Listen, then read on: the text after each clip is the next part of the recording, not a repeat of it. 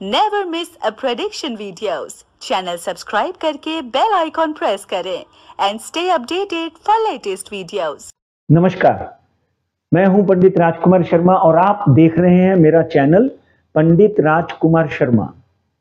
सबसे पहले आपको अनुरोध करूंगा कि आप इस चैनल को सब्सक्राइब जरूर कर लिए। कर लिया सब्सक्राइब?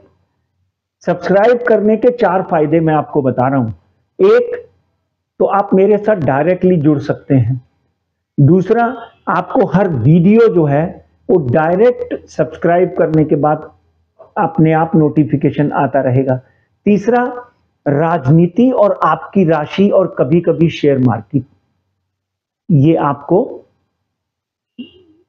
स्ट्रेट आपको समझ में आती रहेगी। चौथा, जो हमारे रोजमर्रा के अपडेट्स हैं, अभी मैं एक वीडियो शुरू करूंगा, एक प्रोग्राम शुरू करूंगा कि आपके जीवन में सुखी रहने के लिए, खुश रहने के लिए क्या क्या करना चाहिए। मगर आज का जो मुद्दा है बड़ा गंभीर है। इस गंभीर मुद्दे के ऊपर चर्चा करेंगे क्योंकि भारत में 80% प्रांतों में, जगहों में इलेक्शन हो चुके हैं।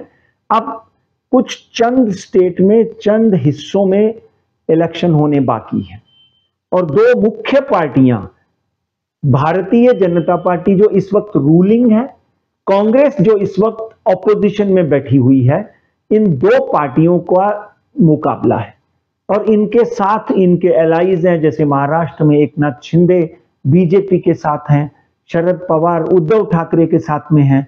इस तरह हर प्रांत में कहीं ना कहीं, पटना में देख लें तो नीतीश कुमार बीजेपी के साथ में हैं और आरजेडी जो है वो कांग्रेस के साथ। बहुत ही अजीब तरह का इलेक्शन इस बार चल रहा है क्योंकि बहुत सी जगहों पे बहुत से वोटरों को भी कंफ्यूजन है कि वोट किसको दें।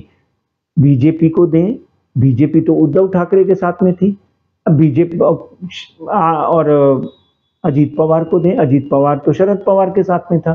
तो कहीं ना कहीं ये कंफ्यूजन महाराष्ट्र में ही नहीं, काफी प्रांतों में चल रहा है, जिसका कारण जो है वोटर जो है वो काफी कंफ्यूज्ड हुआ है।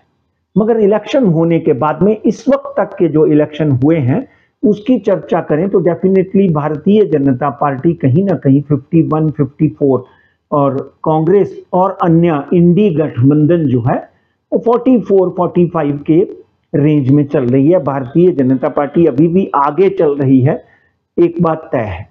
और आगे आने वाले इलेक्शनों के बाद, यानी कि 25 तारीख को भी कुछ जगहों पे इलेक्शन है, यूपी में इलेक्शन है, उत्तराखंड में अभी इलेक्शन बाकी है, उड़ीसा में, और कहीं ना कहीं कुछ जगहों पे जो इलेक्शन बाकी है उसकी गणना के बाद भी आपसे बात करी जाएगी। मगर दर्शकों का सबसे बड़ा इस वक्त सवाल है कि 4 जून जब रिजल्ट का समय आएगा उस वक्त क्या होगा और इंपॉर्टेंट क्या है, नरेंद्र मोदी, राहुल गांधी और शेयर मार्केट।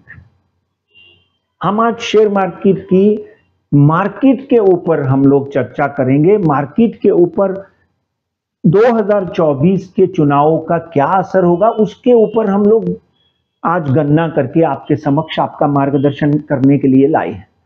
मित्रों, एक बात नजर आ रही है जो वो मैं आपको बताना चाहता हूं कि मैं भविष्यवाणी भी कर चुका हूं कि 292 और 322 यानी बीजेपी और एनडीए मिलकर सत्ता में आते हुए दिखाई देते हैं। कहीं ना कहीं 260 से 272 भी हो सकती हैं। मगर एनडीए जो है वो अपनी बाकी पार्टियों के माध्यम से, जैसे महाराष्ट्र में एकनाथ शिंदे है, पटना में नीतीश कुमार जी हैं, तो कहीं ना कहीं अन्य पार्टियों के साथ में मिलकर भारतीय जनता पार्टी एक बार फिर सत्ता पर काबिज हो सकती है और आदरणीय नरेंद्र मोदी तीसरी बार हैट्रिक करके पुनः प्रधानमंत्री बनने जा रहे हैं, ऐसा कुंडली में लगता है। इसका बाजार में क्या असर होगा?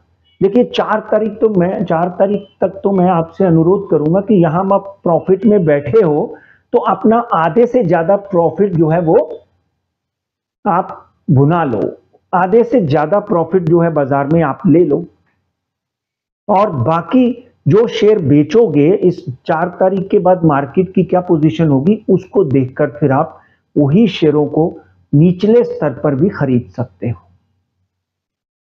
इस वक्त अगर हम बात करें तो बाजार ग्रहों की बात करें तो ग्रहों के हिसाब से वृषभ राशि में सूर्य, गुरु और शुक्र चल रहे हैं।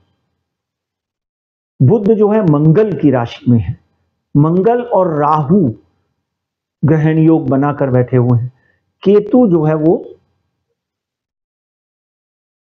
कन्या राशि में चल रहे हैं और शनि अभी भी स्वग्रही हैं।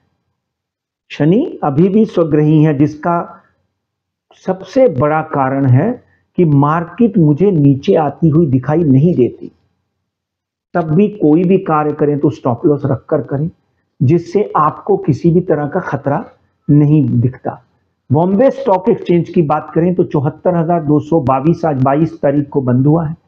इसका ऊपर का आंकड़ा 75,000 हो सकता है और नीचे का आंकड़ा 72,800 हो सकता है।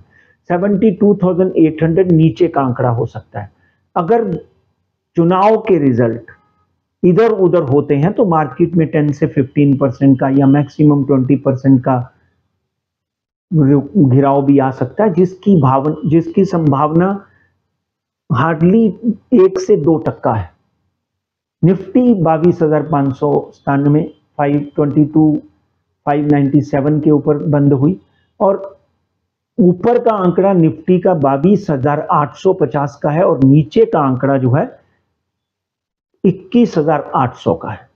मार्केट के गिरने की संभावना बहुत कम है, ये बार बार मैं आपको बोल रहा हूं। बैंक निफ्टी 47,781 पे बंद हुई, जिसका निचला स्तर 45,800 का है और ऊपर का स्तर 50,000 का हो सकता है। यह जो भी मैं आपको कह रहा हूं ये 5 जून तक लागू होता है। 4 और 5 जून को फिर हम एक वीडियो बनाएंगे जिससे आपका मार्गदर्शन करेंगे। अब कमोडिटी की तरफ बढ़ जाते हैं। गोल्ड देखा है आपने, जो हम पहले भी आपने फाइनेंस प्रेडिक्शंस में बोलते आए हैं, एस्ट्रो फाइनेंस की प्रेडिक्शन में कि गोल्ड अचानक बढ़ेगा। गोल्ड 75,500 के करीब पर तोला चल रहा है। अंतरराष्ट्रीय बाजार में आपने देखा कि गोल्ड ने नए रिकॉर्ड कीर्तिमान स्थापित कर दिए। सिमिलरली सिल्वर 68-70,000 चल रहा था, आज के दिन सिल्वर 95,000 रुपीज पर केजी चल रहा है। गोल्ड की बात करें तो मैं चाहता हूं कि आप इक्विटी को छोड़कर गोल्ड में आज भी इन्वेस्ट कर सकते हैं। ये आपको अगले 3 महीने में 78,000 से 80,000 का आंकड़ा पर 10 ग्राम पर तोला दे सकता है। स्टॉप लॉस रखकर काम करें। चांदी की बात करें तो चांदी में भी आपको 1,02,000 रुपए पर केजी चांदी के योग बनते हुए दिखाई देते हैं। सत्ता में भारतीय जनता पार्टी के ही आने के संपूर्ण योग बन रहे हैं, मगर कम सीटों के ऊपर आते हैं तो डेफिनेटली कहीं ना कहीं मार्केट के ऊपर उसका नकारात्मक असर पड़ सकता है। इसलिए अपने किसी भी सौदे को स्टॉप लॉस रखकर करें और हो सके तो गोल्ड में इन्वेस्ट करें। और छोटे मुझौले शेयर जो हैं वो आप जरूर खरीदें, जैसे सुज़लोन है, यस बैंक है, वोडाफोन है। इनमें भी आप जो भी सौदा करें स्टॉप लॉस रखकर करें। इनमें अगले 2 से 3 सालों में आपको कम से कम एक टाइम और, मतलब अगर सुज़लोन 23 रुपए का है तो ये 46 रुपए पे आ जा सकता है। 1 साल के अंदर डबल हो सकते हैं। इन शेयरों में आप इन्वेस्टमेंट अपने बुढ़ापे के लिए, अपने बच्चे की शादी के लिए बनाकर रखें, ताकि आपके जीवन में धन अर्जित हो और किसी चीज की कमी ना हो। मैं पंडित राजकुमार शर्मा फिर आपको शेयर मार्केट और चुनाव, शेयर मार्केट और नरेंद्र मोदी, इसके ऊपर चर्चा करने के लिए वापस कोई ना कोई वीडियो बनाकर आपके समक्ष आऊंगा। तब तक इजाजत चाहता हूं। नमस्कार, वंदे मातरम।